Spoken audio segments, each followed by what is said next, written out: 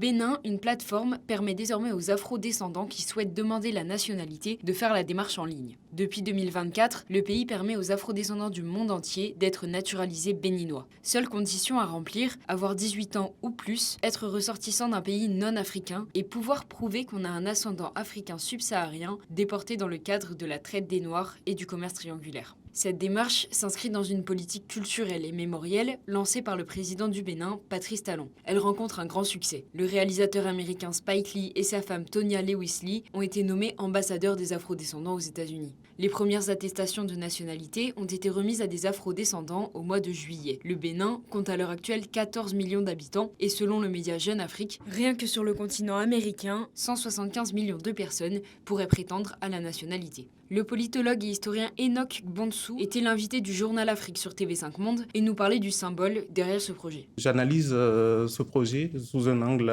initiatique parce que les personnes concernées sont des afrodescendants. Parce que si on recontextualise, sur près de 12,5 millions d'Africains arrachés à leur terre durant les 17e et 18e siècles, 2 à 3 millions provenaient de ces côtes-là qui englobent aujourd'hui le Bénin, le Togo et le sud-ouest nigérian.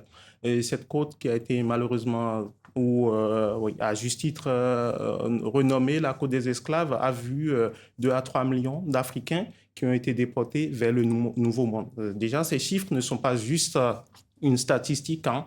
C'est en réalité le vertige d'un continent qui a été amputé de ses enfants et d'un nouveau monde qui a été construit sur les vestiges de ce drame historique.